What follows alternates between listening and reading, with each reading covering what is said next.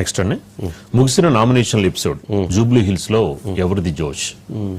ఇప్పుడు అంతా బాగానే ఉంది. లంకల దీపక్ రెడ్డి గారు వేసినట్టున్నారు, అట్లాగే సునీత్ గారు వేసినట్టున్నారు. వారితో పాటు విష్ణువర్ధన్ రెడ్డి గారు కూడా అది డమ్మీ నామినేషనా లేకపోతే బీఆర్ఎస్ తరపున అని చెప్పని అది ఎందుకు వేయించారు అనేటువంటిది కొంచెం చర్చ జరుగుతూ ఉంది.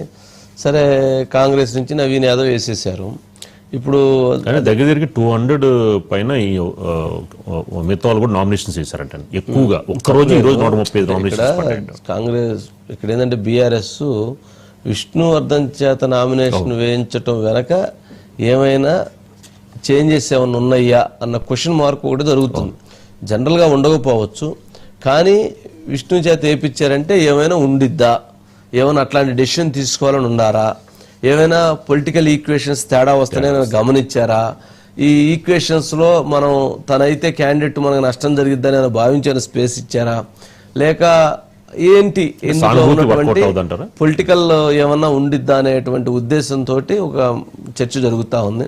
సరే, నవీన్ యాదవ్ చేశారు, నవీన్ యాదవ్ దానికి సంబంధించినటువంటి నామినేషన్ అయింది. సరే, ఏమైనా కానీ ఇప్పుడు కాంగ్రెస్ పార్టీలో ఇంతకుముందే బీఆర్ఎస్ వాళ్ళ పంచాయతీ అది నడుస్తూ ఉంది. ఎవరు క్యాండిడేట్ ఏమన్నా ఇది ఉందా అని.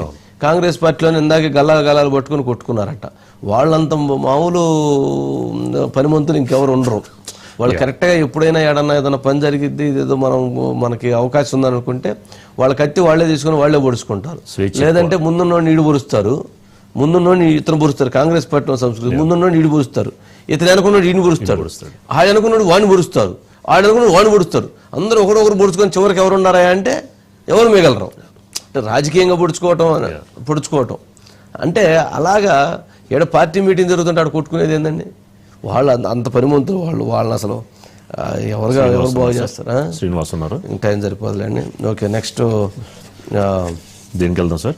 సిపిఐ గుజ్జల ఈశ్వరయ్య గారు ఆంధ్రప్రదేశ్ సిపిఐ పార్టీ రాష్ట్ర కన్వీనర్గా గుజ్జల ఈశ్వరయ్య గారు ఏకగ్రీవంగా